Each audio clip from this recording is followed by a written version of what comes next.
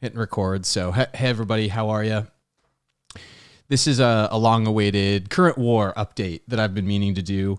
I really wanted to take some time and build out my proper streaming setup for the patrons, which is why I haven't seen me over on YouTube for a while.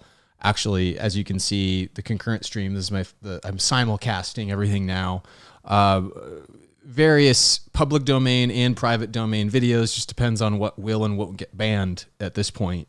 And YouTube, unfortunately, is posing some issues with me. So these streams, the topics I'm going to cover have already been filtered down in the best of my estimation from moving here on about topics that YouTube at least doesn't censor. So that's what we're going to suppose moving forward. So everything on YouTube, current war, then, all of the memes with the V steganography as it relates to the ancient history, mystery, the reset of that. And even some of the Bitcoin stuff, I think, is tracking over here, at least without us having to filter our language.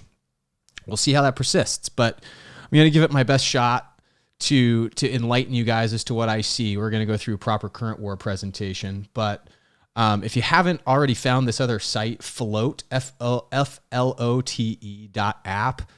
this and the Theta, my Theta channel too, theta.tv/skullcapsavant are probably going to be where you're going to find me once all the censorship stuff hits full bore.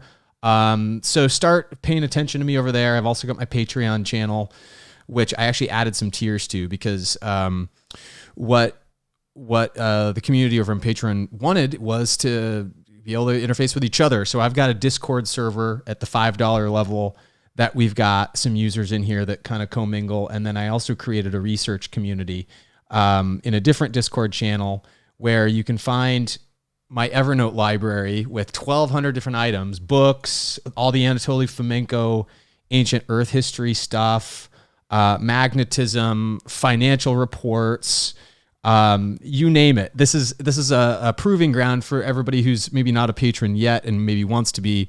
At the $15 level, you get access to this library and you can start applying what I've taught you with the V steganography is in essence. All sorts of different space technology reports that we talk about and kind of pick apart over on the Patreon channel, of course. I've been really active over there this last month. There's quite a few. I did an interview with Corey Daniel, which is also posted pretty much everywhere I can post videos, Theta and YouTube included. That's probably the best interview I've done that best explains steganography to the layman. So you can find this right on my Patreon page now too, in addition to YouTube, plus all the different space technology stuff we've been looking at. So that's what you've been missing out on if you haven't seen me. I haven't been doing nothing. I've been doing all of this to hopefully just make more places in the inevitable social media collapse for people to gather and discuss this stuff. So, more properly though, the last we left off over here on YouTube, we're talking about the history mystery, and we've discussed before I started making this transition that I'm talking about over to Theta. We were talking about the ancient Earth history as it relates to honestly the chosen race, the white people, of course, like the seeds of the gods from Mesopotamia, the Anu, or the Ainu as they were called in Japan after they came over there through the Mongolian steppes. And in other words, there's this whole long history that we're uncovering with the steganography. If you go back and watch those episodes, all about what's really the defining mechanism for keeping us asleep during this time. It's very strangely apparent to me that China is, of course, the one that is the aggressor toward us in this current war, quote, hashtag current war situation. Shades of course, if just as a refresher, shades of the movie, The Current War, as the Nikola Tesla and Thomas Edison movie with Benedict Cumberbatch and some other folks from a few years back. And this is kind of where that meme that we're picking up on lies and what we're also showing. But things are getting way beyond us showing how the ancient history is being gaslit towards us, guys, because ever since COVID-19 hit, we've been at war really heavily with China. It's not like we haven't been for probably the last 20 years in a slow burn kind of psychological warfare perspective. But we're going to go over some articles today that kind of touch on some of these topics that matter to the Indo-European relationships breaking down, and then the Indo-Pacific relationships spinning up with China actually now getting cut out of the middle of it. And what are the implications of this? We've got quite a bit, in my eyes, of analysis to render of what this means, because as we head into Christmas, we actually have some things we have to pay attention to heading into Christmas, because this is what matters in the news lately, and it's this shipping war that I see coming. Funny enough, having a lot to do with some of the Death Stranding video games notes that I've picked back up on, and chose not to do on my Patreon video yesterday to bring it over here to you guys in the public domain, because actually, thinking about it, I didn't think there's anything over here that's going to be too egregious to be censored or anything. But I do want to show how the memes that we're talking about over on Patreon now are tying in with this very story in the epic current war situation with China. So as you or not, depending on if you're a regular viewer of mine, may or may not know, start back with this episode, The Current War Conundrum, forward, and you'll start to see this current mimetic thread that we're on. Okay, but we're beginning now with the China. Okay, and Sarah Serapturus just came over from YouTube to Theta. Thank you, Serapturus. Thank you. That's probably a good call long term. Like I'm saying to everybody watching over there, Float or Theta are probably going to be the places. So we have this story. This is actually something that hit October 9th. And this is, again, a carryover from what we've been talking about from what's being hidden. Okay, it's a marker of sorts. Whoops, I don't want to show that yet. This is a marker of sorts that I think we need to look at. It's also part of, if you've also looked at my work lately, I've been praising Joseph Farrell's analysis of the quadruple entente that's forming. If you go to GizaDeathStar.com, I actually have a couple of his blogs I'm going to be referencing today. So here's his site, Giza Death Star. He's been writing about the prospects of this entente situation where we have effectively India, Australia, that's the one with an asterisk next to it, Australia, the United States, and Japan, all creating this necessary agreement between each other to play musical chairs with China, I guess, and take their chair away without them having a say in it. Maybe is the best way to put it. Okay. Yes, Phil and TX, it is. It's really smooth on Theta. The whole streaming situation over on Theta is quite fantastic, in fact. And so please do, again, come over there. Not to get too far off topic from what I'm saying here. The Entente, right? So the Entente is effectively creating this blockade between these countries and China. And this is a big deal because China was going to, if anybody recalls back 2 years ago, the phraseology being used of the Belt and Road Initiative, this Belt and Road Initiative that was going to be the new economic understanding between Russia and the powers in the East and the Eastern Bloc, and bridging that gap, kind of making a pseudo new Silk Road, as it were. This isn't going to happen anymore because of COVID-19. Many different scenarios have played out, least of which concern manufacturing now coming to a standstill, which we discussed much earlier in the year in the COVID-19 era, right after the Super Bowl, when we were really attempting to do our best, keep up with the pace of research as news was breaking.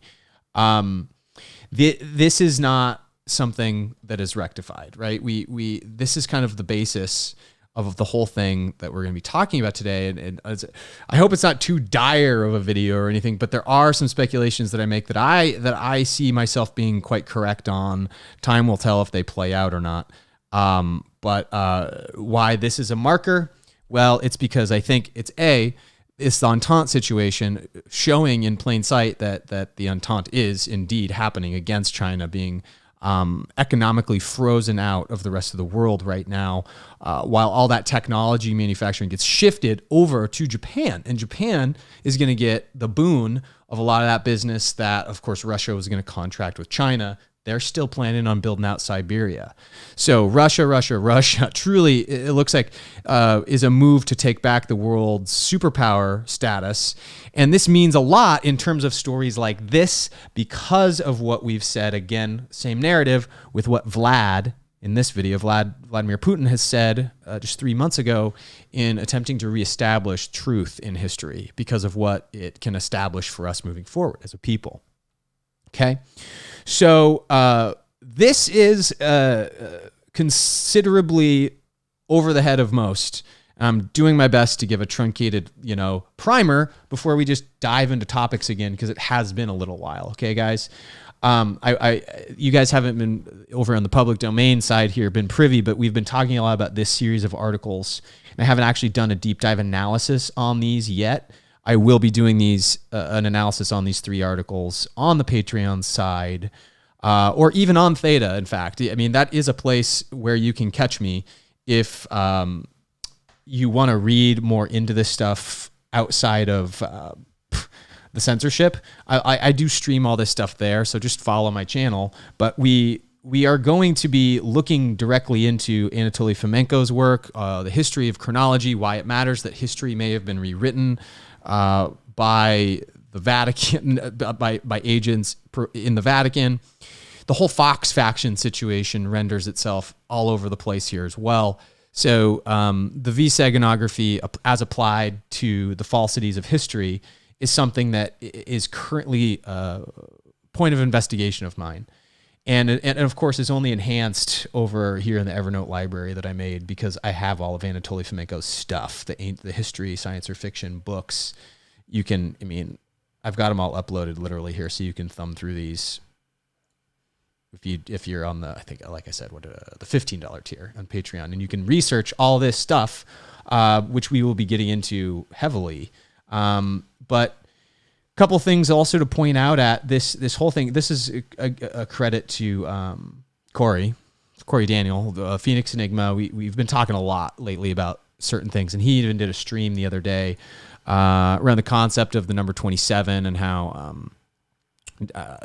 Joe Biden's emphasis of the words dark winter and emphasis of repeating these words dark winter in the final presidential debate were kind of like a foreshadow for the state of what's to come. And we've talked about war games here on this show a lot. We talked about the gaslighting articles and the war games there. We talked about the Gen Z Bellion and the war game that they ran in 2018 in the university system to figure out what might happen in a riotous situation with the Gen Z crowd. And then we also even speculated on the various war games on the Jade Rabbit or Jade Helm, and how that relates to the Jade Rabbit space missions with China. I actually think that was a Patreon thing, though. Now I'm coming at. Oh, hey, Chris, good to see you. Yes, you did. You caught me. I'm actually simulcasting on YouTube, Theta, DLive, Twitch, and another platform called Float tonight. So, and hey, Shaf, I see you over there on Theta. It's good to have everybody tonight. Everybody's kind of spread out between the platforms, but the familiar faces are good to see. But this is anyway. Back to the Dark Winter. This is something that we need to look at as an indication of the supply chain breakdown as well, because, well, included within this whole situation is that the decision making gets put down into kind of a complete controlled situation with controlled checkpoints. The quarantine orders don't lift. And again, this is a war game that was conducted a long time ago, way before the Event 201 scenarios. And I guess it was a forecasted. Okay, here it is, 2017. 2017 is when it.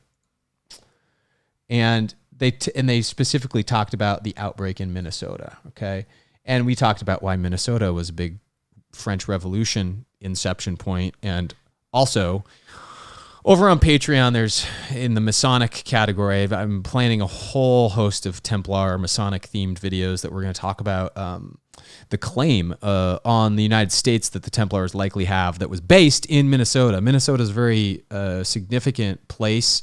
There's this thing called the Kensington Rune Stone that you can look up, the Kensington Rune Stone, if you really want to fast forward and find some research on your own before I teach you about it, because it's not going to be maybe for a matter of weeks. But the Kensington Runestone suggests that in the 1300s, the Nordic contingent tied in with the Templars claimed the land up there in Minnesota because it was a tributary, because all the tributaries that drain from the lake system feed into the rest of the country. And essentially by placing this construct of the claim stone down is a form of kind of a blockchain verification of the day. And this allowed them to claim like 2/3 of the landmass of the United States all at once. Essentially everything that was the Louisiana Purchase, right? So somehow we go from the 1300s, way before like 1362. 1362 is when the Kensington Runestone's dated. So we go from there, skip forward 150 years. Somehow Columbus comes over here, but now ownership is jockeyed for, and the ownership of that land ends up in the hands of the French. You have all of this stuff relating to Minnesota. Minnesota's a very important place, and why I think all of these exercises are based there. Again, the tale of twin cities, the tale of two cities, French Revolution theme there. We covered it right at the beginning. It's all coming to fruition, though, is the point, in this Dark Winter exercise from 2001. And so we have to pay attention to that mention, of course, that Joe Biden said in his debate. We have a dark winter coming.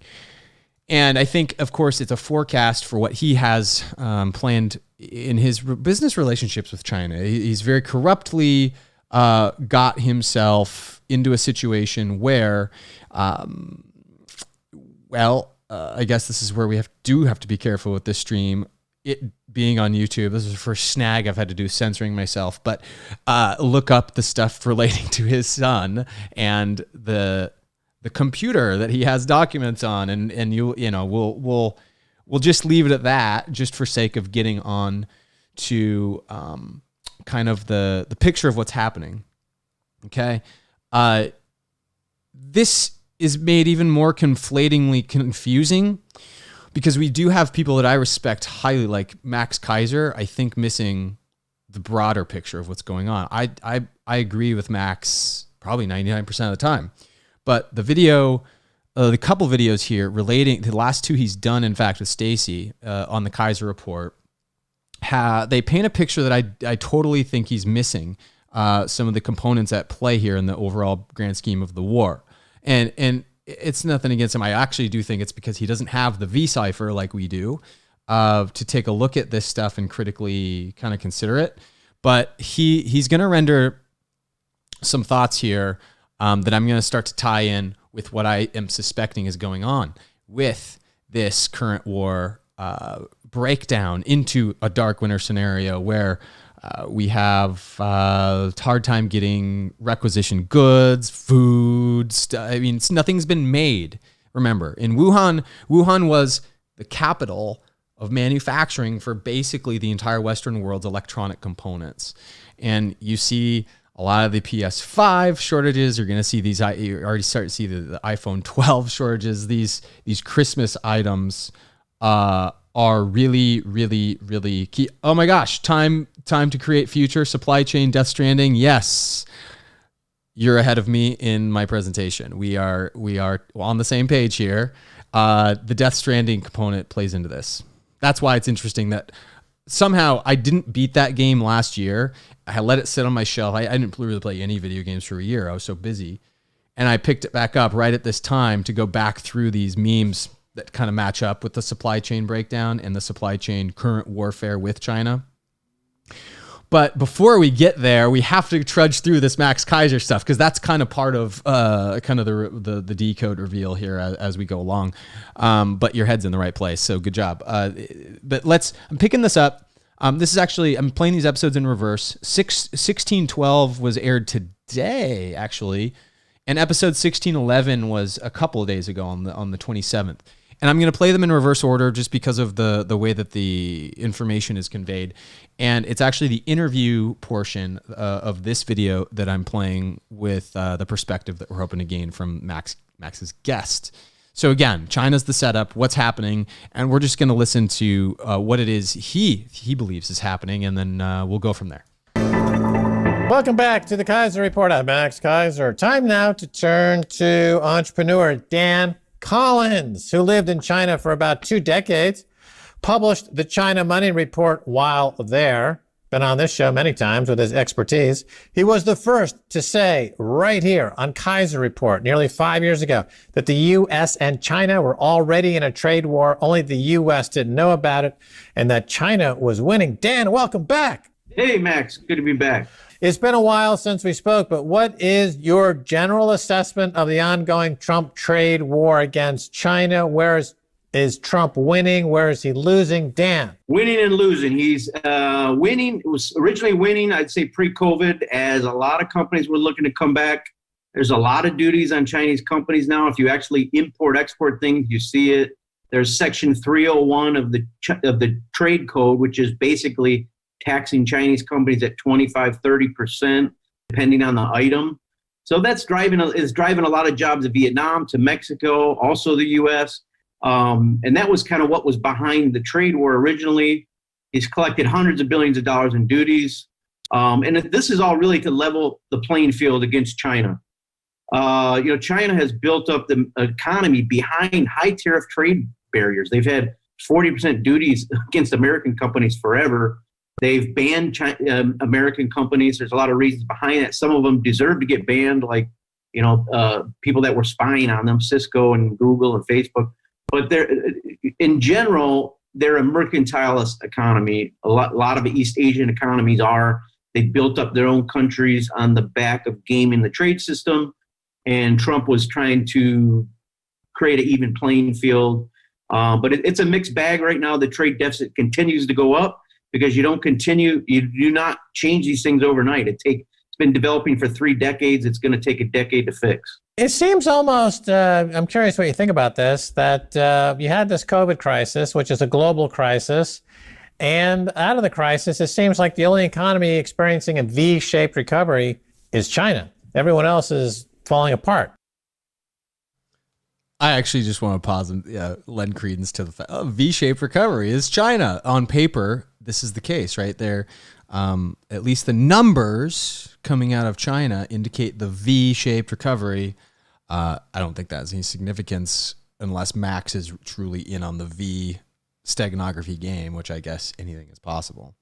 But I actually think that's kind of coincidental that he said it, just because it's now a popular memeology phrase.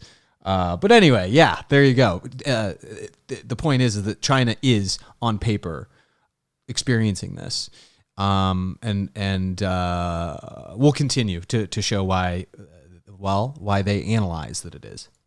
It's similar, in my view, to World War II. You had this global conflict. The only country that emerged out of World War II intact was the United States, and then it went on, the American century, as we call it.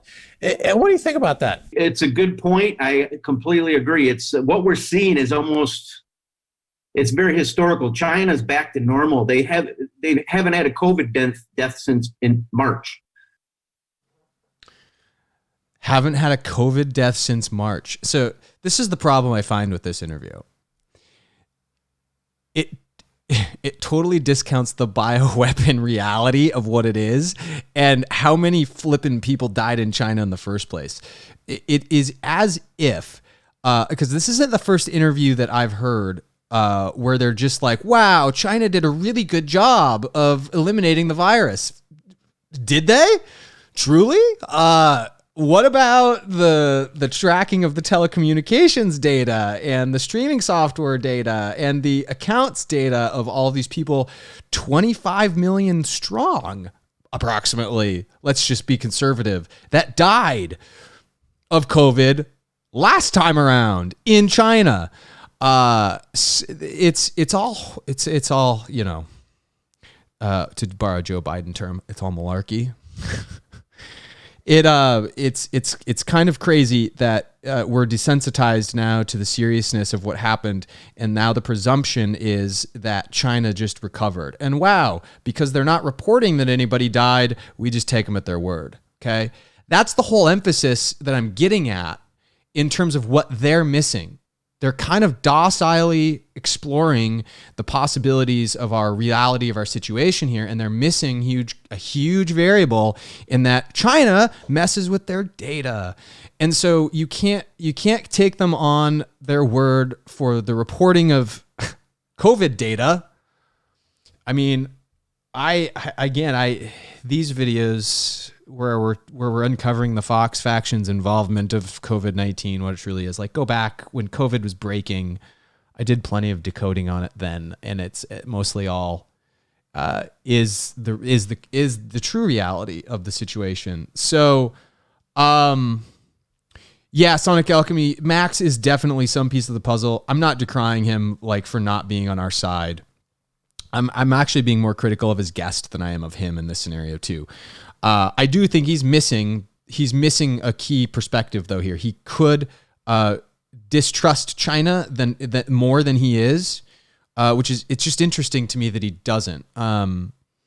So anyway, I'll keep this going. There's a couple more minutes of this before we kind of go into the next one, or I drive home what my suppositions are here about the actual reality. Again, nothing to be overly critical about Max. Is like the once in a blue moon that I kind of disagree with their standpoint on this, but again, I'll back it up as to why. They are pretty much back to normal. They're still very vigilant. They have the masks, they have the tracking app. But what China did to contain COVID within their borders was amazing how they handled big data. You know, they instantly came out with apps. Everyone has an app on their phone. You need to show a green light before entering public spaces. The amount of resources that were deployed to contain the virus. Oh, bravo. Yeah, absolutely. Surveillance state. Let's cheer for that. Like he doesn't even realize what he's saying. You know, that's the other part I take issue with this guy. Virus were astonishing. I mean, they were the model. And a lot of people say, well, you can do that in an authoritarian country. You don't need to He is an OP. Also to your credit, Sonic Alchemy, I don't find issue with this guy. He's just being short-sighted. It's as if like if you can't consider the things we do on this channel, if you can't get your head outside of this earth as like the only bounds of existence, you can't really transcend to the more critical level that you need to see the broader scope of things. And I think like, in a manner of speaking, like no alien contingent knowledge, no truth for you, basically is kind of what it boils down to. So again, like this guy could just not have the perspective of the alien agenda, and that's kind of all he's missing. But truly, it's not for me to like speculate because I really don't care. It's just kind of, I'm pointing it out for you guys so you don't fall into the same trap that others do. Because here's the thing. Before I hit the play on the video again, the reason I'm driving this home so much is because people that follow folks' personalities on YouTube, they'll have a tendency more often than not to agree with the entire universe, the whole library they say.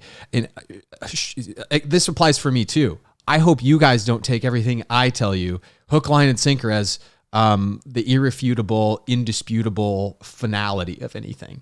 These are conclusions that I've drawn, and they are all, I never say anything that I cannot back up with why I have a certain way of thinking. There is a train of thought that is led that I can always back you up with to why I got there, but the challenge is change my mind, But if you're following somebody like a Max Kaiser and you are a zealot for the information of Bitcoin, let's say you're a Bitcoin purist, you're just going to eat up everything that Max has to say. You're going to miss some things because you're not being critical enough.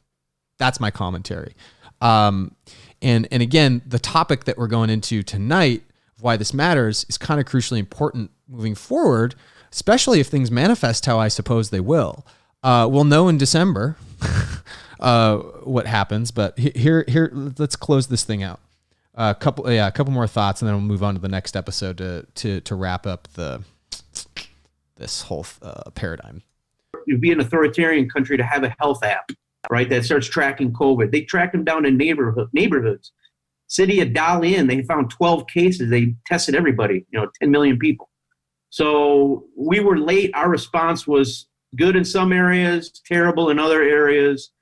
We still aren't doing masks like we need to do. We still aren't doing contact tracing, not enough testing. We boggled the response. Europe had a hard lockdown originally, but then they just came out of it like nothing's happening. They're at record cases today as we speak. U.S. is at record cases as we speak, and we're still we could be at the foothills of an exponential growth curve of this thing. So China, their GDP is already going to be up. They're going to be up 10% next year over where they were last year. We're going to be 4 years just to recover the GDP levels we were at in 2019. So we're seeing a flip of the switch, and China's coming out of this, like you point out, like America came out of World War II, the only game in town. Now, we've been talking to you for many years, and you've been alerting folks for many years that the China manufacturing and industrial and economic forces were not to be trifled with. This was on a serious growth track, and that the U.S. should really start to think of China competitively in a way that they would respond. And when this COVID crisis hit, and America couldn't even manufacture masks at scale and distribute them in any meaningful way, I think a lot of people were horrified by this because it truly did indicate that the U.S. had been asleep at the switch. That's a good point. That's a really good point to make. Irrespective of anything else being talked about, it points at the glaring oversight that we have in it's our missing scale. If you're drawing the example of Smaug the dragon from The Hobbit, it's our missing dragon scale. That's where our weak point is, and China has rendered it.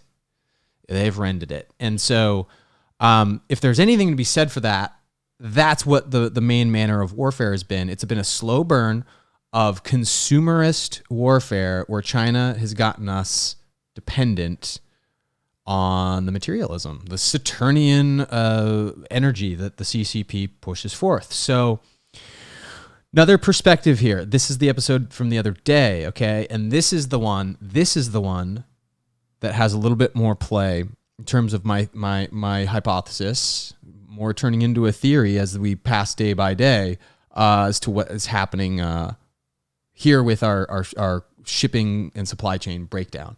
Okay. Because as you're going to see, I'm going to present you a highly contradictory information from all fronts of what is being reported on the same outlet. As you can see, I've got a bunch of zero hedge articles lined up here to show you within the same outlet, contradictory information is being surfaced relating to this topic.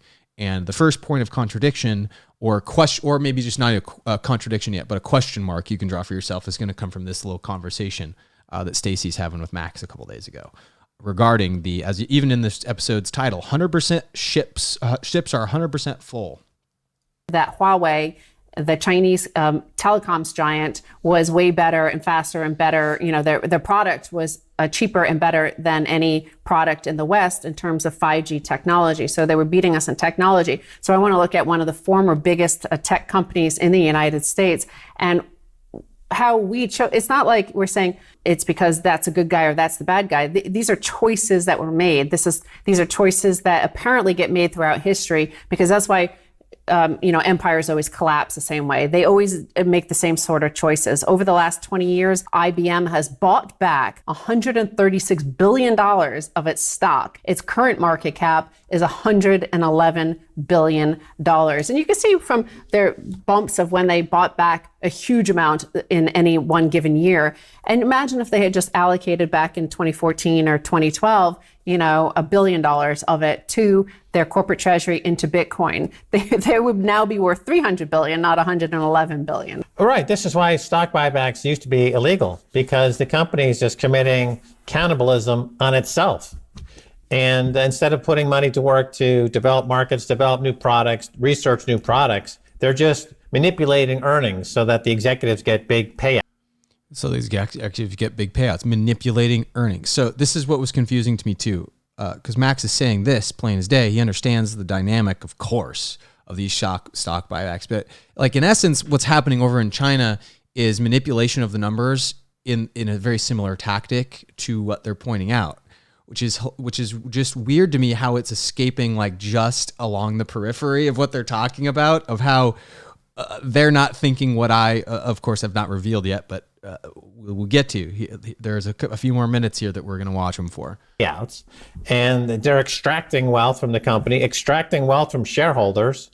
There's a clear conflict of interest. And this is what a lot of companies are doing. Apple is doing it by the hundreds of billions of dollars, and other companies are buying back their own stock. MicroStrategy under Michael Saylor said, you know what, we're not going to buy back our own stock. We're going to put our cash on our balance sheet into Bitcoin. So he broke from the pack because he realized he doesn't want to be like IBM. He doesn't want to waste all of his cash on stock buybacks and see the stock drop. And this is unfortunately like bailing themselves out by buying their own stock. Again, they're trying to, it's a sinking boat, IBM. So they're bailing out their bad company by putting it back on the balance sheet, and it's not working. And of course, that's kind of mirroring what the Fed is doing. It's essentially buying back the stock of America and hollowing out rather than investing in it, is buying all the old bad debts of these same companies like IBM. It's putting it onto their balance sheet for no good. Like, it's not going towards any manufacturing in the United States. Remember, we're 10 months into this pandemic, and we're still unable to make masks. The Fed is like a giant pawn shop. You know, people take things to the pawn shop and they get cash for it, and they say, I'll come back and I'll buy it someday later. You know, and all these companies that have gone to the Fed to buy their stock from them to get cash, immediate cash, to give themselves a huge spending spree and credit spree and an executive bonus, by the time they go back to the pawn shop, the value has dropped considerably. And anytime you have all of your major corporations going to the pawn shop for cash, that's a bad signal. It's a bad sign. Speaking of like going to the pawn shop and buying back your own stock and making no economic sense other than decline, this is an interesting tweet and then some data following it. China to U.S. West Coast shipping is on fire.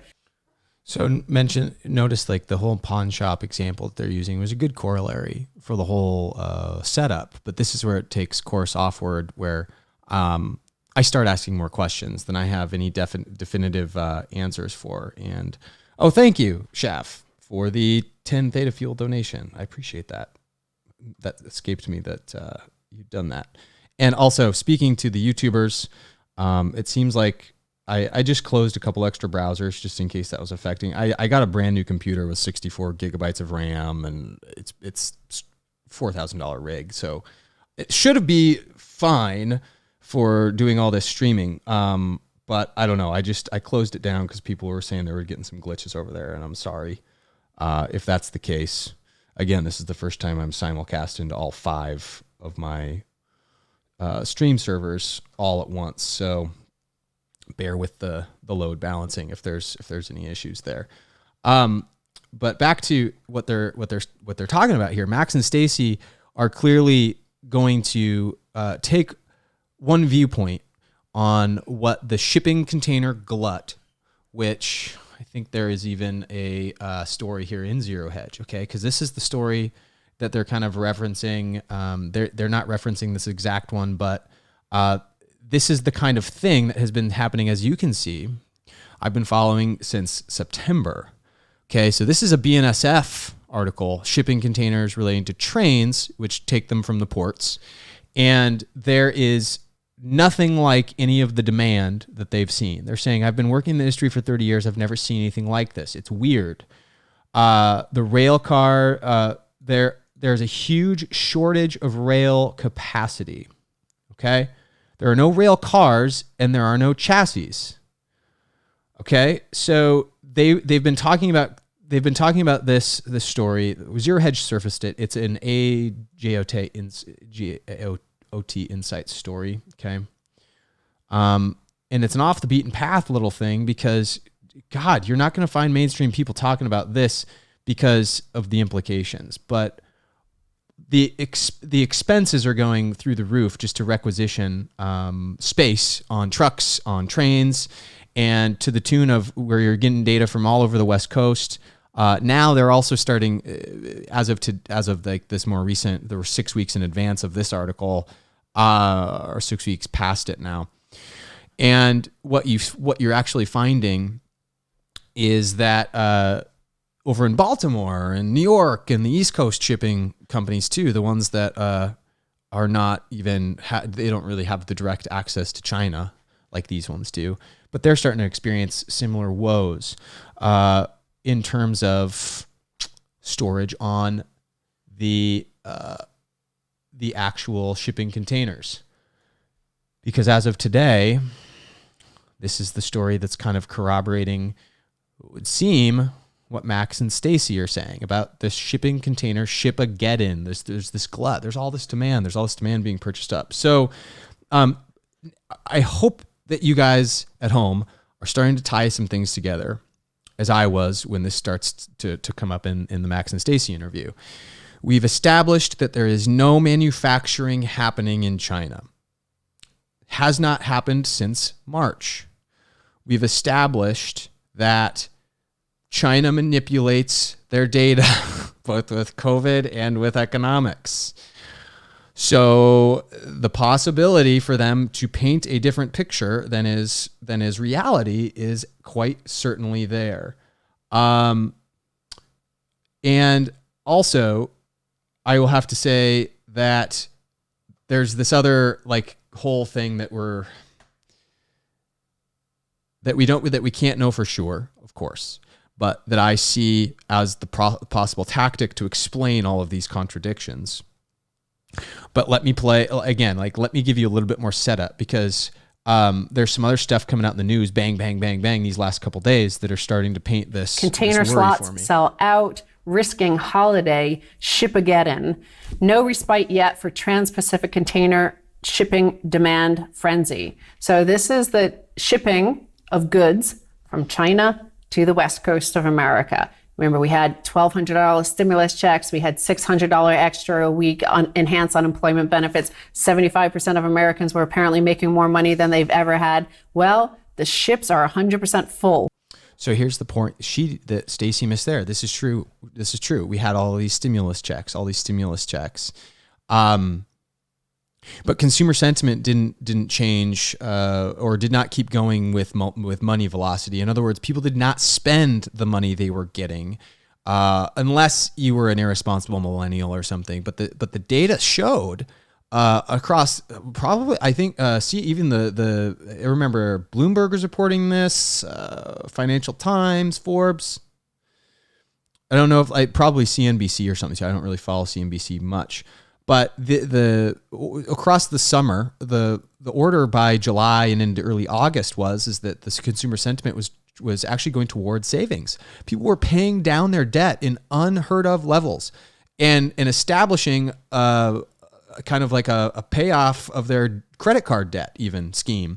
So they were taking the money they were getting printed from the government, they were paying their debt off, and they were enhancing their savings accounts and not spending money. So there was no demand effectively for these goods, not enough demand to suggest that all of a sudden we have ships that are 100% full with goods to supply and satiate that said demand. That's not happening. And you guys are still talking about the buffering glitches over on YouTube. I will have to work those out, honestly, in my off hours time, because I can't necessarily slow down to attend to it. Watch it over at theta.tv/skullcapsavant. Theta.tv/skullcapsavant. You don't have to have an account to watch it over there, but it seems like everybody watching this stream there is having a real smooth time of it. So that's a possibility for you too. I apologize. But not to no pun intended, not to derail from this topic. But so these two things, again, this is where the contradictions start. We have consumer sentiment being around savings, not money velocity. And Stacy's suggesting that people are spending the money. It would make sense psychologically that would happen, and with all this extra money, if we did also not already know that this was not the case. So yeah, let me hold on. Good idea for the link to my Theta channel. Just a second. hold on, guys. Because this is live, I'm sorry that we're taking a break here, but the YouTubers want to get the Theta link over there, so I'm going to paste it for them. There we go. Sorry, everybody, for the issues that I guess DLive is having too. I'm going to put it over on the DLive channel as well, just in case anybody wants to find their way over there. Okay. Anyway. So this is the contradiction, right? So Stacy's talking about this being the case, and again, we already know then that Americans are not using this type of behavior with their cash. So what else do they have to say about this? The containers are 100% full. You can't get a container built. You can't pick up a ship from the spot market. The whole container shipping cycle is at absolutely full post, exclaimed Jeremy Nixon, CEO of Ocean Network Express. So this is an Ocean Network guy saying the exact same thing as a BNSF railway guy. Same shipping containers. The shipping containers are universal for both land and sea. Okay, so, but they're talking about shipping containers specifically here. So there's something of a corollary with what's going on back in September, 6 weeks later. The world's 6th largest container line. So we're taking this money, sending it to China. They apparently are still willing to accept it in exchange for all the work they do to make these products. And again, yes, they're willing to accept it, but Stacy, I argue that they are not doing any work to construct anything because there's nothing to make anything with. So, it's very suspect that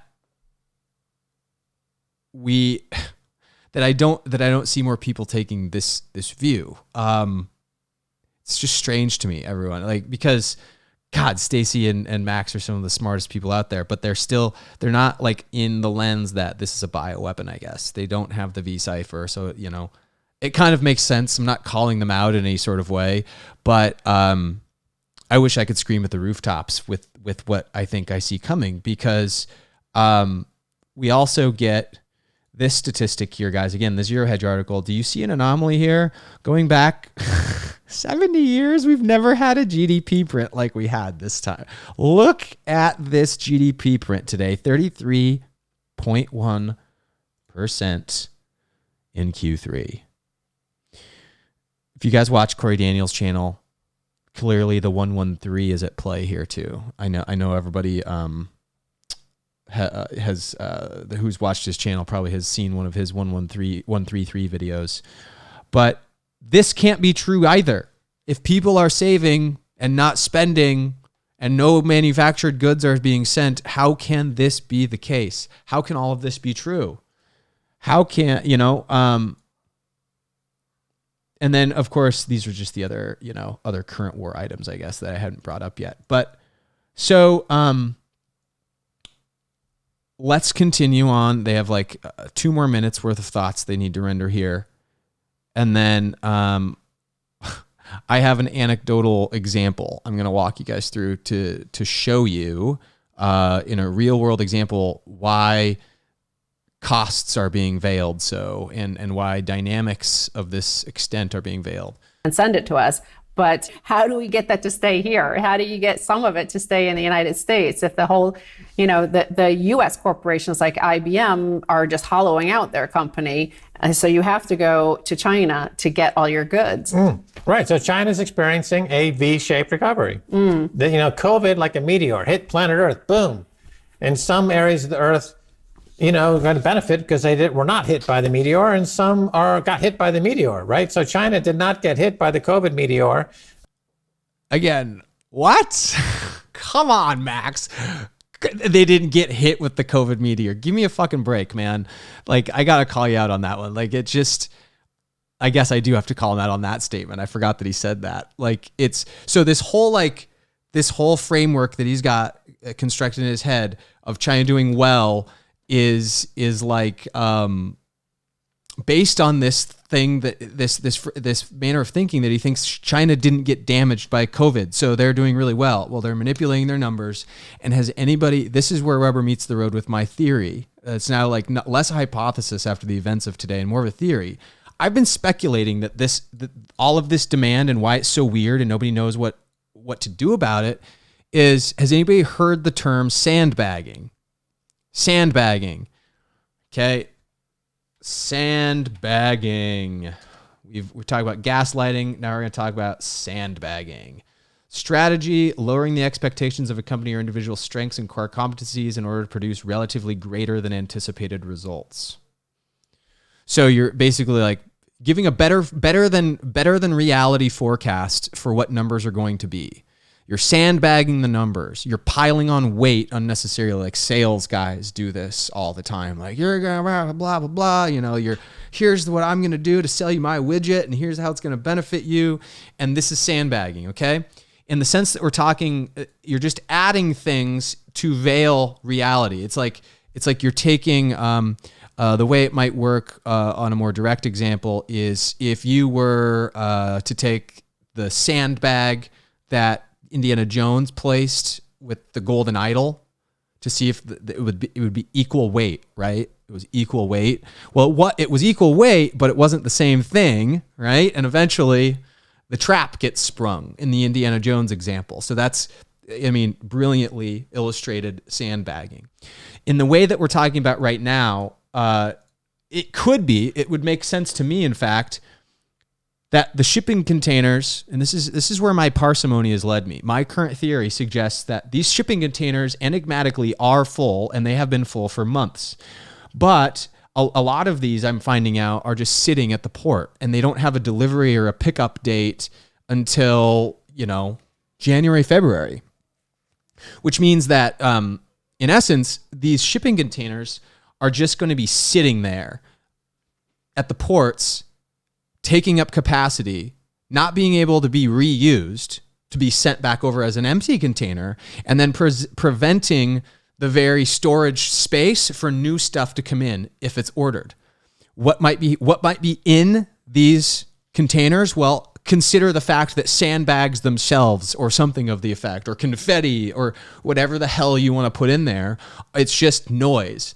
Think about the fact that all of these ports that we're talking about are all facing China, and it leads me to believe that, conclude rather than believe. I don't really have a belief in this. I don't defend this point of view. It's just, this is parsimony, that China is putting something, weighting these things down, paying for them to sit, and therefore psychologically debilitating further a United States that is going to be in election turmoil. It's going to, hey, Bob Hall over there on YouTube. I understand that the YouTube stream's getting some serious glitching tonight because I'm simulcasting to 5 different platforms. So it'll be up on YouTube. It'll archive and post to YouTube if you want to watch it out afterward. Otherwise, I just posted the Theta TV link for you because it's streaming smoothly over there.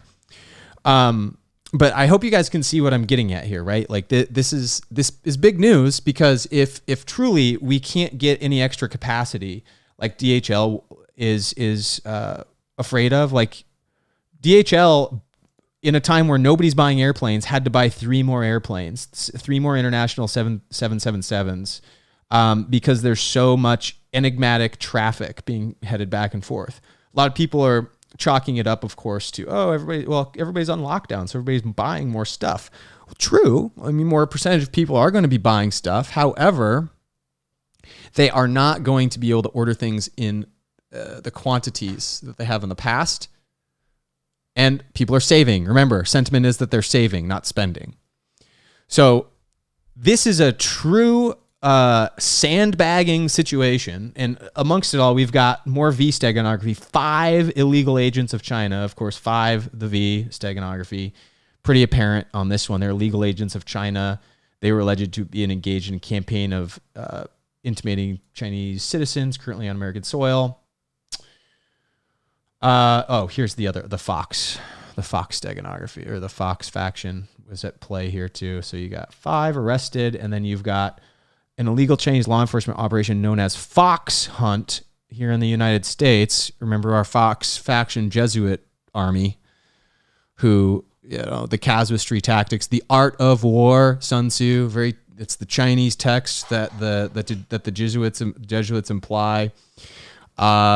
We're seeing, quite frankly, the dossier of whatever the Fox hunt is by the Fox faction. Again, YouTubers or anybody not knowing about what the Fox faction is, go start watching my coronavirus series after, probably around here, the important update episode, and then forward next, probably all the way to this one, the coronavirus slavery of the cheetah. So this one, all the way through. You'll kind of get a better primer for what we're talking about with the Fox faction and how that all relates to the steganography. But just plain as day, guys, this is just an artifact of the war happening, okay, as it pertains to the V steganography. And then, of course, we have the U.S. commander provokes China to defend the Senkaku Islands, which lends credence to this whole Entente situation, okay? So this, as was pointed out earlier in the stream, relates back somehow to the Saturn stuff that we're talking about over on Patreon, the last couple of videos. I'm starting to get freaked out a little bit by this whole Saturn thing, honestly, guys. Not much freaks me out, but the things that I'm discovering about Saturn do. And because the implications of, if I'm correct about what I have found there, it doesn't sit well with me. It's just like how the hell do we fight the alien contingent if that's true?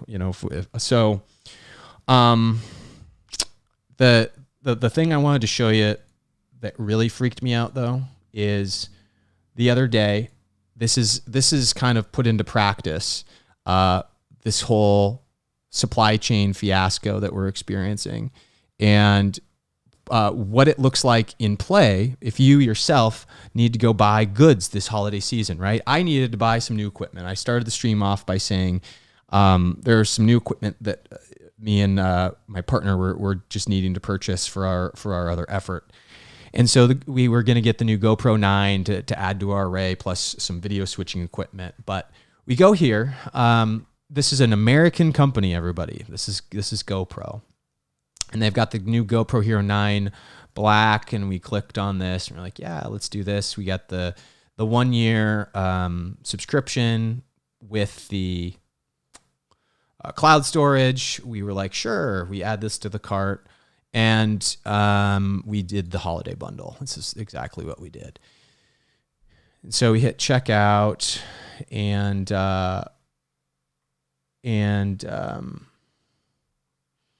so this is even improved. So this is on the fly. So this is the cart situation we got.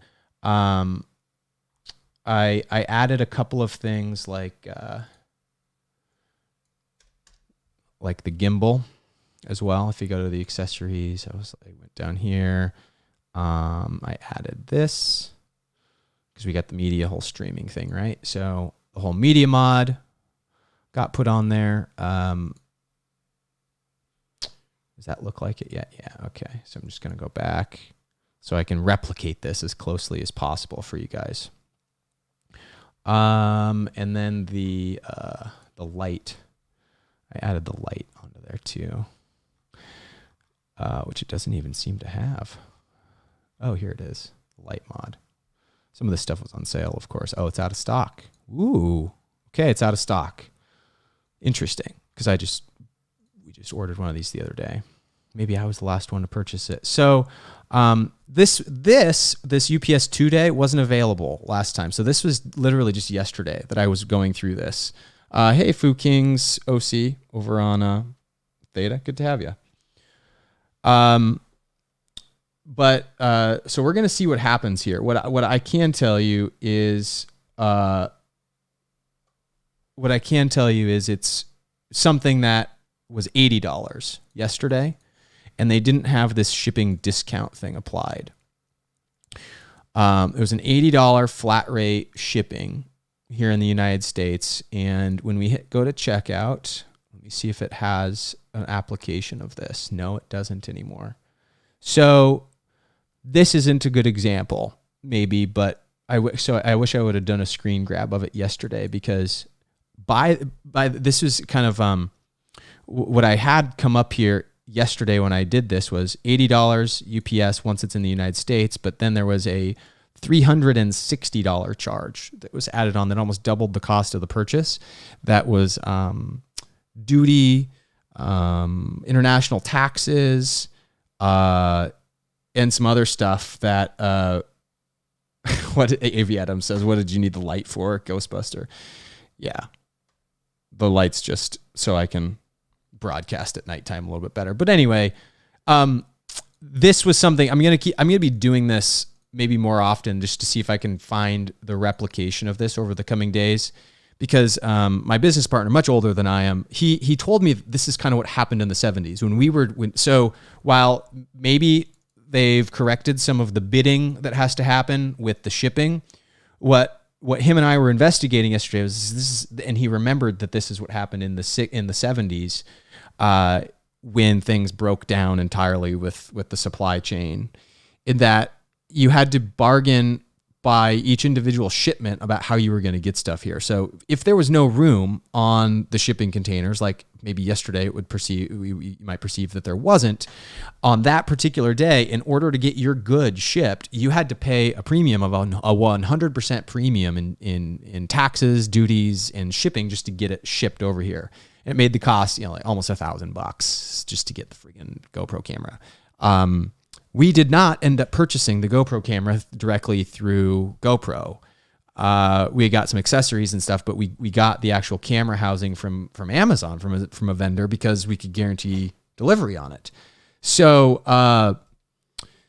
Bateman says this sandbagging is called channel stuffing. Yes. There is a term in supply chain for this kind of sandbagging. It is. It's called channel stuffing. The type of thing like, a river is a channel. Thank you, Bateman. That's Bateman. That was a great thought to add over on Theta. I guess it looks like you added that same thought on YouTube. I just didn't get it caught sooner. But yeah, everybody look up channel stuffing. It'll more appropriately explain the sandbagging I'm talking about, actually, because and we're not going to do that because we already did a definitional thing. But if you would like, as the viewer, to do the same thing, I'm going to be checking some other vendors, because GoPro wasn't the only one that had this happen yesterday. I also went to DJI's website, which I realize is a Chinese company, just to look at the drone equipment and such. And same thing. Probably no surprise, because that's a Chinese manufacturing outfit. But it also indicates that the U.S. Companies like GoPro, they are not exactly foolproofed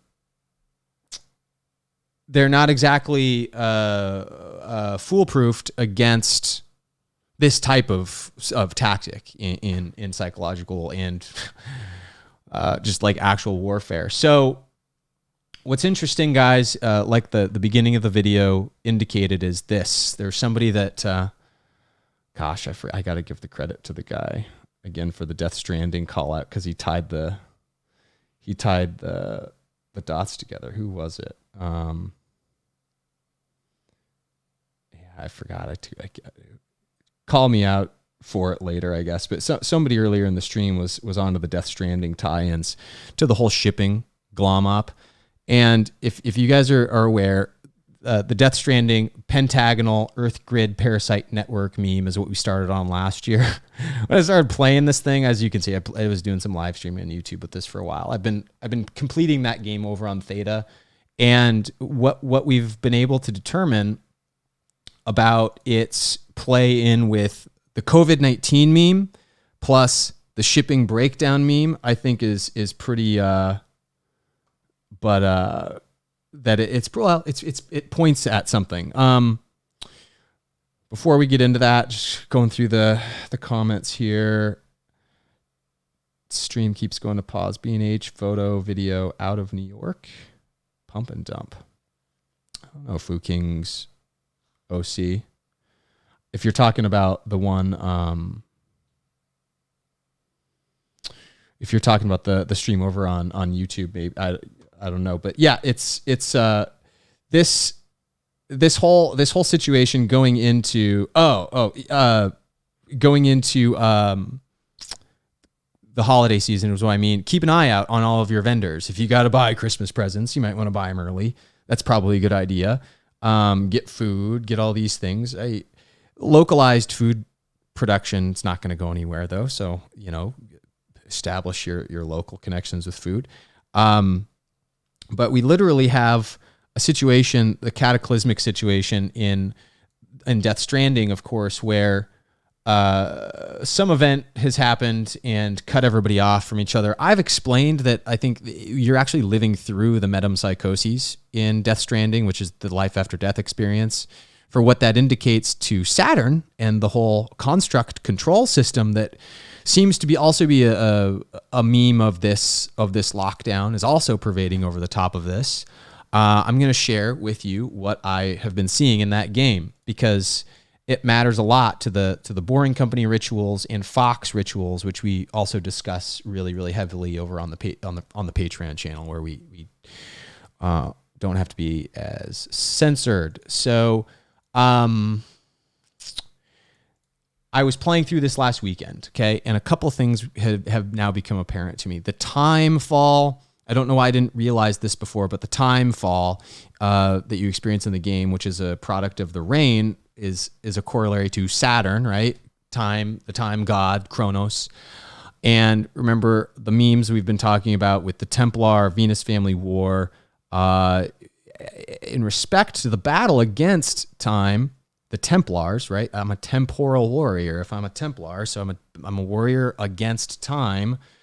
And we quite frankly don't want to get into the weeds with all this stuff over here on YouTube, I'm realizing. But to fast forward, we have a couple of concepts where Death Stranding, CERN, and the Higgs boson, because Higgs is the other character in the game, right? Is actually the baddie, the bad guy.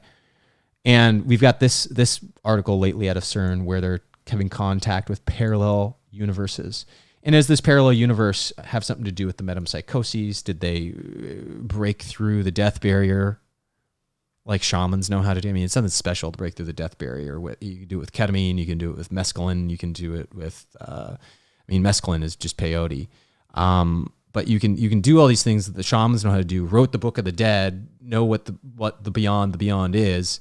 And so it just seems to me like the Geneva folks at CERN, they're just, no, we don't need to do that. We can do it technologically.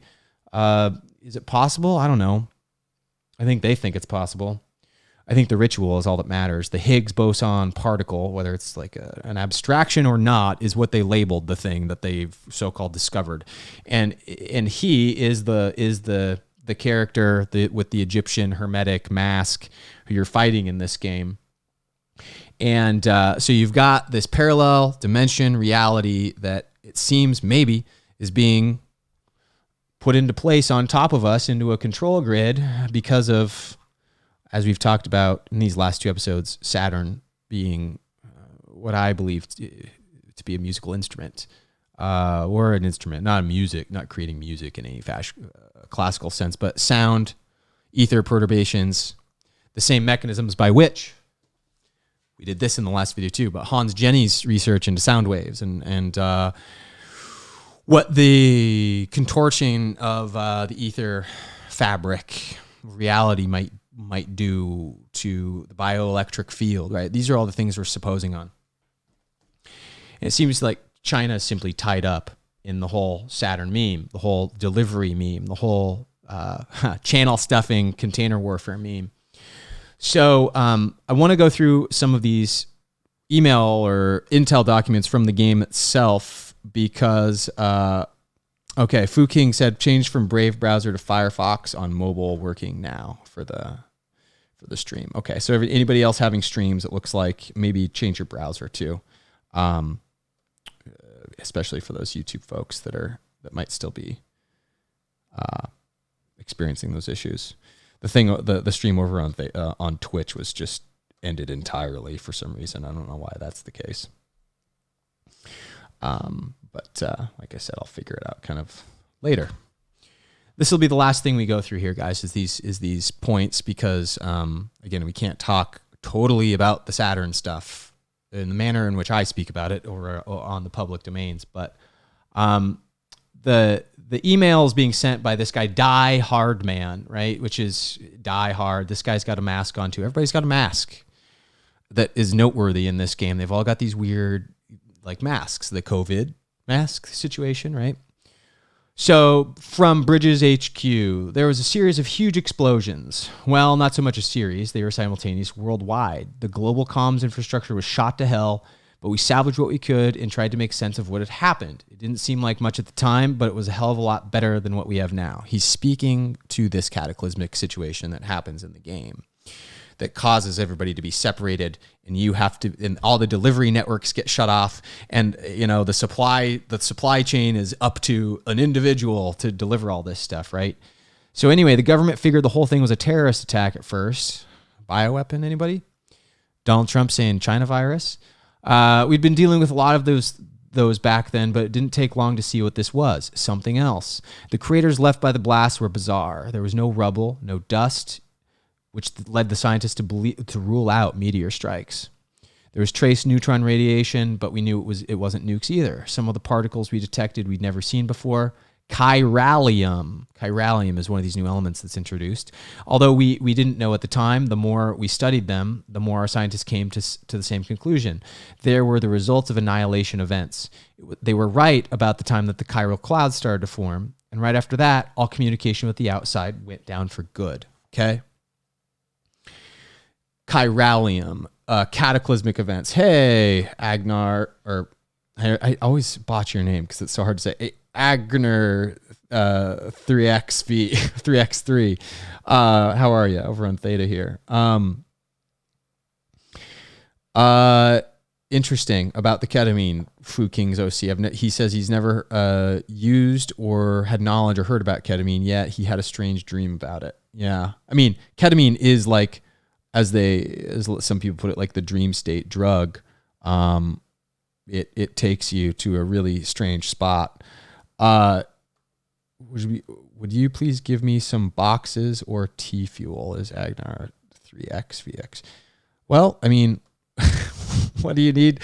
You can have theta fuel just by watching the channel here, Agnar.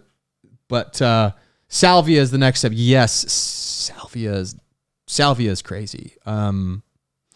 I've actually partaken in salvia, and it's an interesting experience because you truly lose association with your identity. It's really, really weird. But it's way the hell more real than anything here. It's in Sonic Alchemy eclipses DMT. I actually don't know comparatively because I've actually not done DMT, but salvia, boy, talk about disassociating yourself. It's I don't have words for how like the reassimilation process even handled, but we're going to get too far off track here. I'm sorry. I'm interacting with the chat here a little bit. We're talking chiralium, right? Chiralium is this new introduced element in a cataclysmic event. And, well, for this, I want to give you guys some perspective. Yes, Fu King's OC. That's right. There's a book Robert Felix wrote called Magnetic Reversals and Evolutionary Leaps. What they're talking about here is cataclysms without meteor strikes, although creating craters as if they were. We've also speculated, I think correctly, on the fact that other researchers before us have proven how likely it is for the Tunguska event to be caused by a Nikola Tesla spark gap, essentially. And it leads us with more questions than not about Tunguska.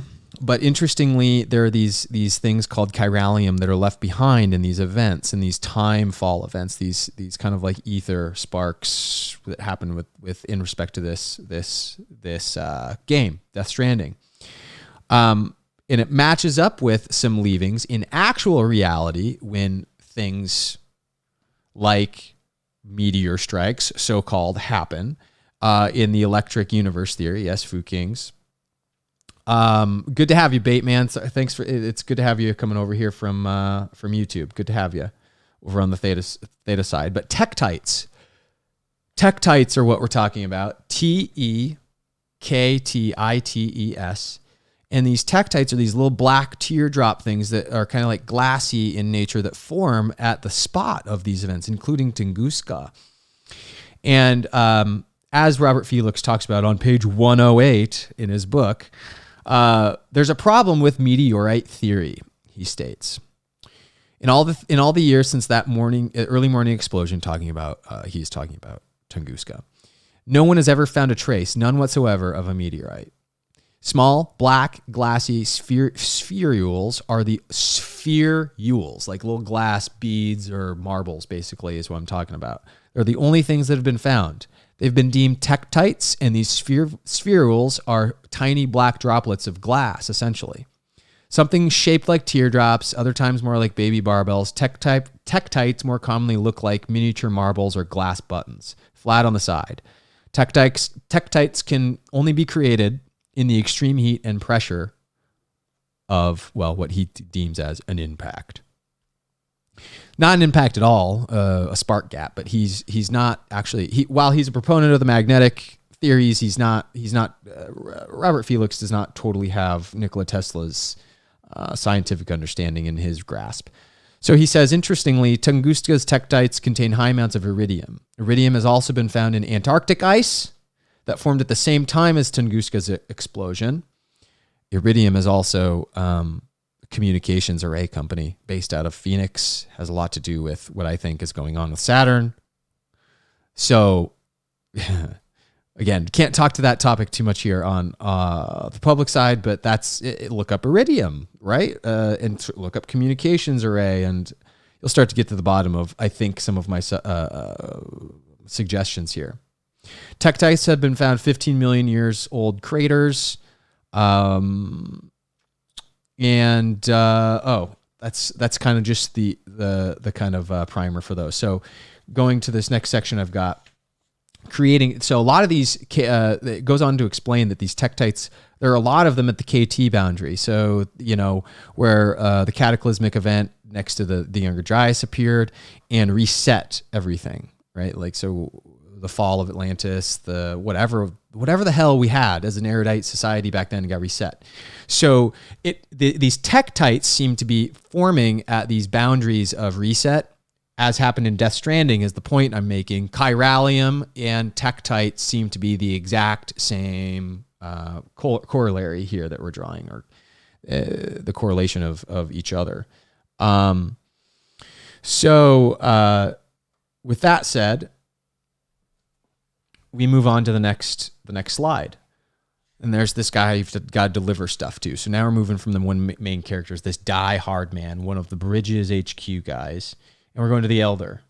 And he's telling you about the old days before things happened, right? So he said, let me tell you a story about the good old days, back when the US of A was alive and well, and the world still hadn't gone to hell in a handbasket.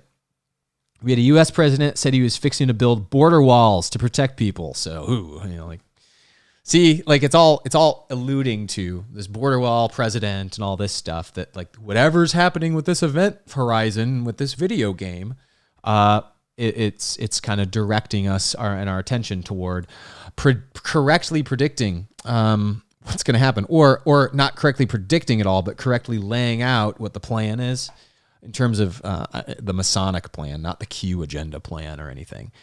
Let's not get down that road in this video. So guess where I was born, he says. On the other side of the goddamn wall. That's where. If it went up, I'd be cut off from my family, my friends, everybody I left when I crossed over. Land of the free, my ass. Free for some, maybe. So I got to thinking, me being an immigrant and all, if something happened, what would be the first list for them to do in charge? Would I even be on the list? Reckon the answer was shit, no. So figured I had to look at for number one. Built me a shelter and got everything ready for life in the case of an event. Do you guys see the mentality that this guy has taken on? It's like Sir Epicurus says he examined the KT boundary in a trip to Tennessee one time. It's interesting. This, hopefully you learned about these tektites thing then, if that's the case. But back to the Elder here. He's in a situation where he's calling for essentially what the narrative is by separating us all with these masks, right? So there's something to do with getting us all separated, getting us to accept order deliveries, lose our humanity, and lose our sense of culture. We're gonna have to like glom onto whatever culture we can. We're not gonna be able to buy stuff from China. We made you think we'd be able to buy stuff from China, but nope, that was all a pipe dream. All at once, we cut it all off, and everybody lost their shit back at the end of 2020. Is like I suspect what the plan for that is supposedly laid out to be. But it's like this whole encouragement they were talking about forecasting in this game, saying, look, the time's ahead. This is what's going to happen. Borders, countries, governments, all bullshit. They call it the Stranding, the event that separates everybody. That's why the game's called Death Stranding. The death piece is the metempsychoses, deep on a deeper level to match it up with the Egyptian Book of the Dead theme, of course. But the Stranding event correlates to us being, quarantined or locked down, the lockdown situation. Okay, so that is going on, and then we have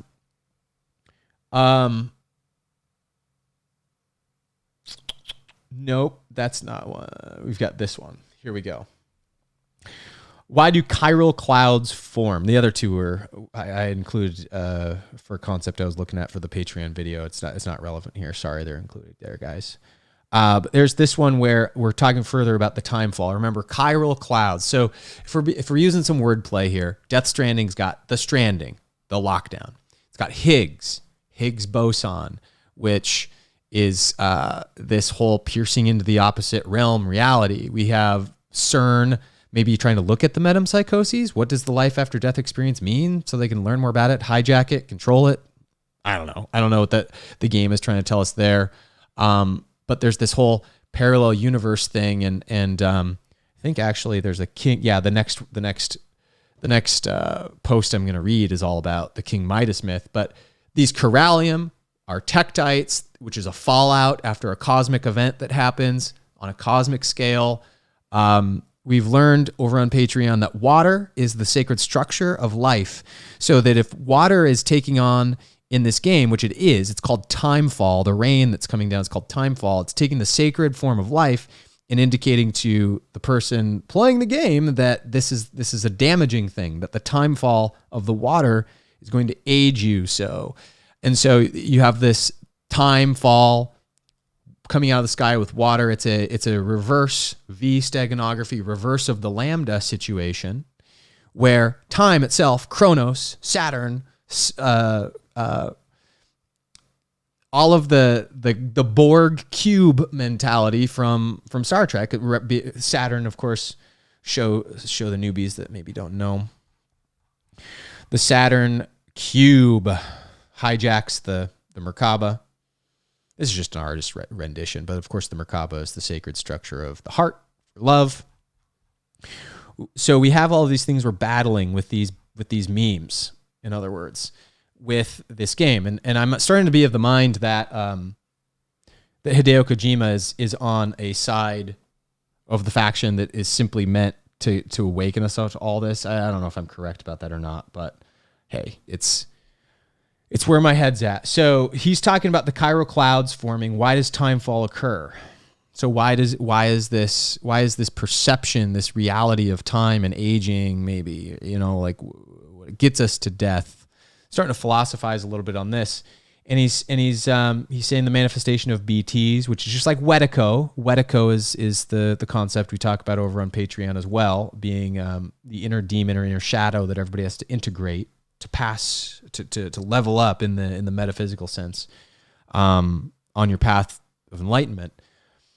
The answer to the struggle with these questions is that we do not know. BTs, like with Wetico virus, is akin to antimatter. It's an imperfect word to put it. Their first appearance coincided with the stranding. Prior to that point, it's believed that there was very little in the way of antimatter present in our world at all. So to me, coupling that with the Higgs and CERN, it's telling me the attempt being made at CERN is to bring in that demonic realm. That once the stranding hit, created this, this perfect kind of portal of opportunity for them to cast that spell and bring in the Wedico virus into this realm. And it's kind of what the broadcast is suggesting here on right here in the Death Stranding universe too. So antimatter clouds, gamma radiation, chiral clouds contain chiralium. Yes. Well, what would happen if gamma radiation were to act upon them in the same way as it does in regular clouds? Could chiralium, excited by gamma radiation, exacerbate minute distortions in space-time, somehow loosening the seams that connect us to our beaches? Our beaches, the beach in Death Stranding is the nous, or the chitta, the mind stuff. The chitta is what the surface of the mind, the concept of the mind beyond the brain. The intellect, where the intellect is stored, where the brain is the receiver, the intellect is outside the body. It's the chitta, or the nous in Greek. And here they're talking about it being called a beach. So anytime the beach is mentioned, they're just talking about the intellect of the person, kind of like their consciousness. So if you can create enough distortions in reality in somebody's nous or somebody's chitta or somebody's beach, you can control their thought patterns, which again, guys, is what we've been talking about over on the YouTube channel with Saturn being an instrument. I will post this link for everybody in the description of this video when I post it. So you can go and watch these videos, which we've been decoding over there, at least for yourself to determine what it is. Has a lot to do with Norman Berggren's Ringmakers of Saturn book too, as you'll find. But I'll be posting another Patreon video that I recorded yesterday to Patreon tomorrow as well. It didn't upload correctly today. I've been having upload issues with those, but it'll be up tomorrow, and there'll be another video to add on to this. If you really want to learn more about it, you can find it there. But I digress. To bring it all home to the concepts of the Philosopher's Stone, guys, this 4-video series I did also on Patreon, beginning back on July 13th. This one, and this one, ending on August 28th. It's about 10 hours worth of decode. It's a lot of material on the Philosopher's Stone. It goes through an anime called Full Metal Alchemist and explains what the eclipse ritual is that all of this is being timed with, and why the moon matters to this stuff too. But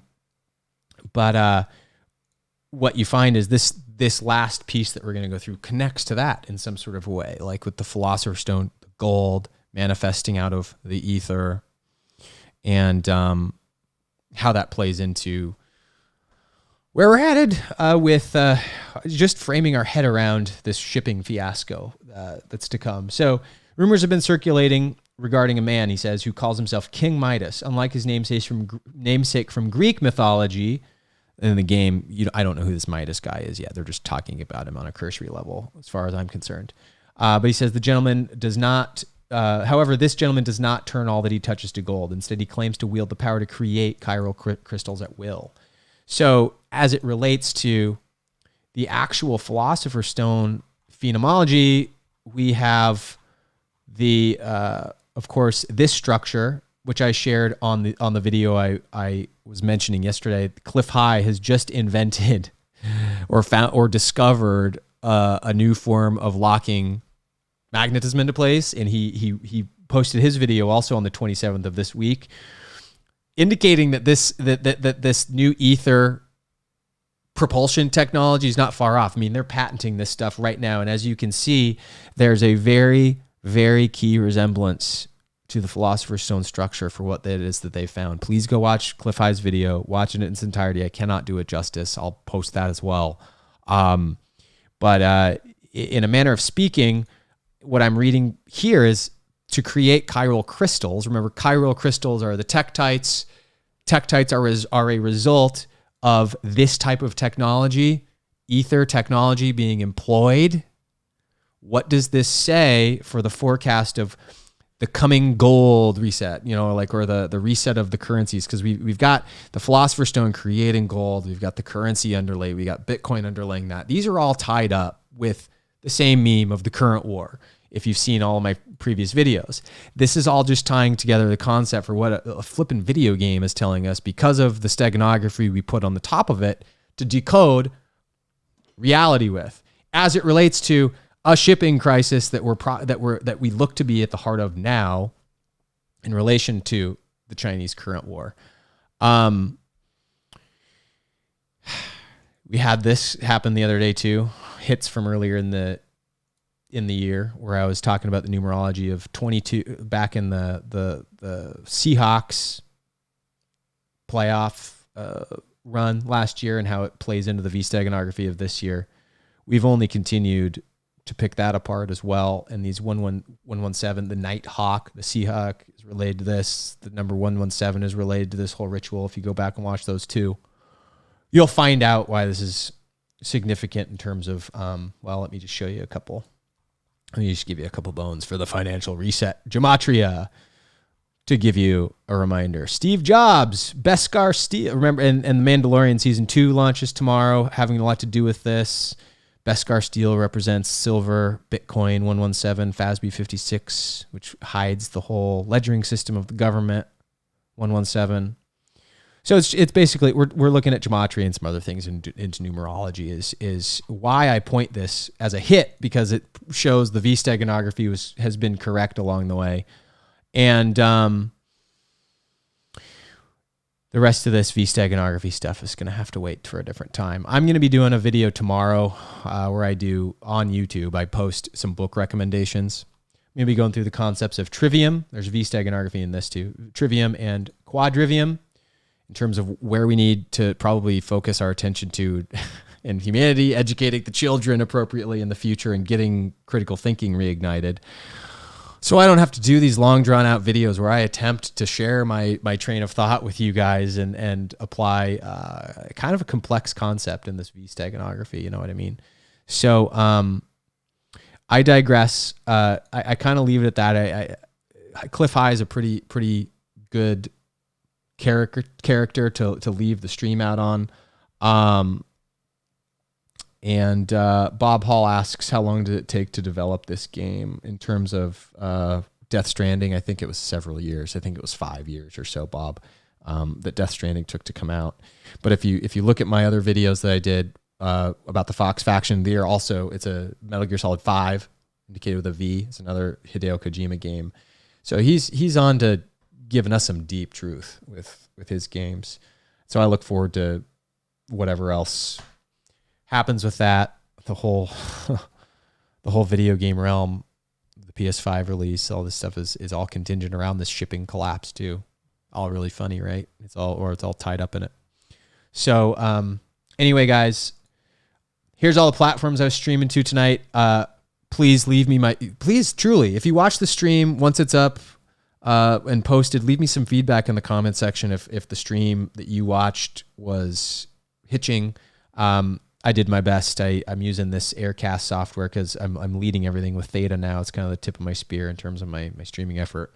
But you can find me at all these platforms, and I'll be posting some tweets every day before too long. I'm going to do this thing where I'm doing a tweet per day. I'm going to do like a haiku, like a iconoclast, like anti-establishment, anti-government, whatever sentiment, but it's poetically just dropping a haiku every day on Twitter just because it works better than a journal, I guess. It keeps me honest because you guys get to see those. But you can expect some more of that fun stuff. And again, follow over on the Patreon channel if you want to take part in the research and get access to my research library. You can do the $15 tier. If you just want to access community members at the $5 tier, you can do that. If you just want access to the videos, that's good too. You can do that at the $3 level. Not many people are doing 25. I don't think anybody has any interest in doing video chats with me on a daily basis or on a monthly basis. So everybody, I appreciate the patience with the stream tonight. I had a good time doing this, picking up hopefully some followers on every platform. I love y'all. Stay safe out there. Let's continue to use our noggins as it relates to this current war situation. And we'll see how correct I am in the coming days. I'll give you guys some more love over on the public side throughout the rest of the season here. Now that I've got all this other stuff set up to the degree that I have, and maybe the video quality will be better too. Because like I said, I got some more equipment and stuff coming in. Anyway, Sonic Alchemy, Shaft, Bateman, Surreptitious, Fu King's OC. Who else made it? Thumper, Bob, JLW6. It was good to see y'all tonight. Phil and TX. Thanks for joining the streams, and stay safe out there.